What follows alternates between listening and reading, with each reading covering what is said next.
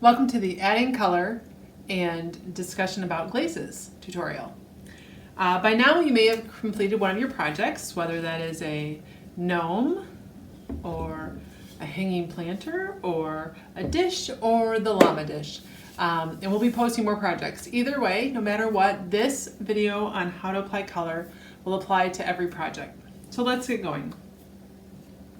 I'm going to go ahead and start with the gnome.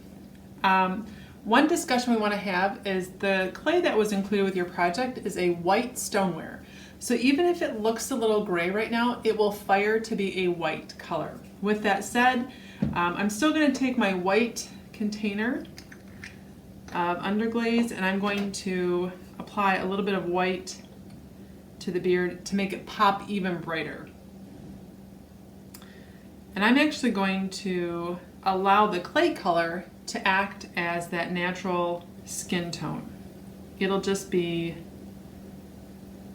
a little bit softer than the bright white of the beard.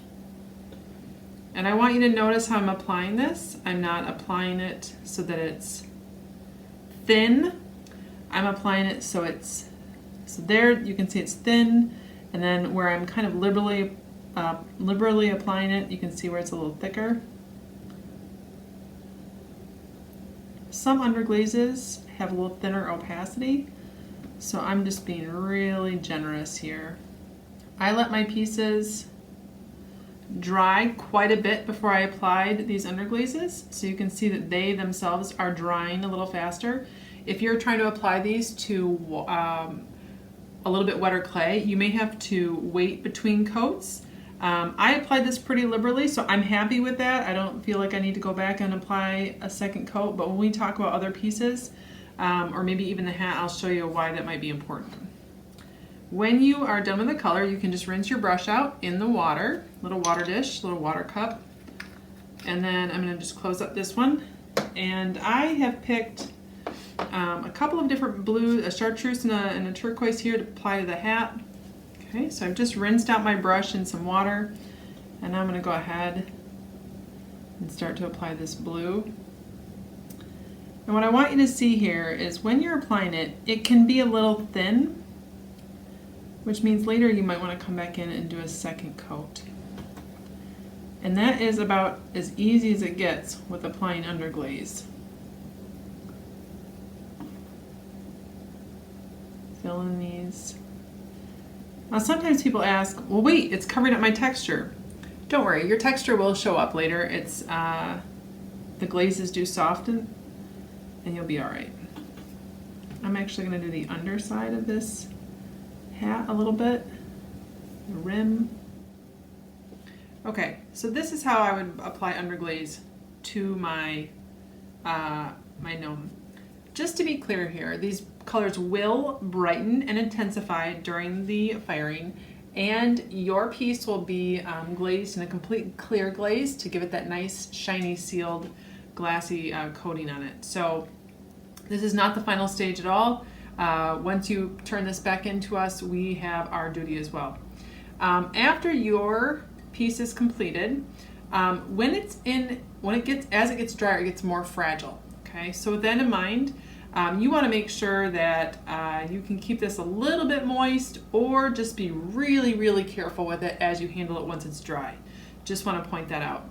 We don't want to have any broken pieces coming back to us at the studio, so just be real gentle with your pieces as you turn them in.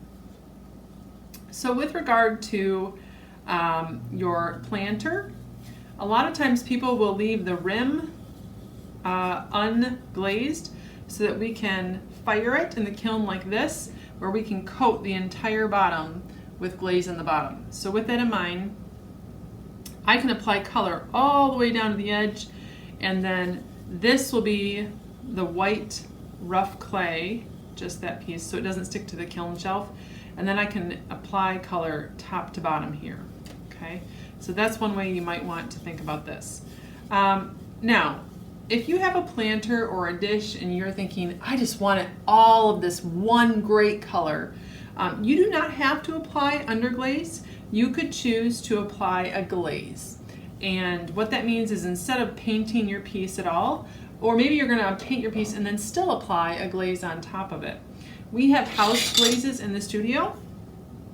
For instance, this is No Name Green. And if you wanted to choose to have your piece glazed in one of our house glazes, that is totally an option as well. So you don't have to use the Underglaze paint-on color if you do not so choose. So what we'll do is we will post these glaze choices on our website, and then there you can choose to either have it glazed in a clear dip, which will be the default for some of these projects, or you can say, nope, I would rather have my project glazed in such and such a glaze color, and then we will take care of it for you. I know this was a quick and dirty tutorial, but this is the essentials of how to apply underglaze and how to keep your piece safe during handling. And when you return to the studio, we'll take it from there. Thank you so much. Bye now.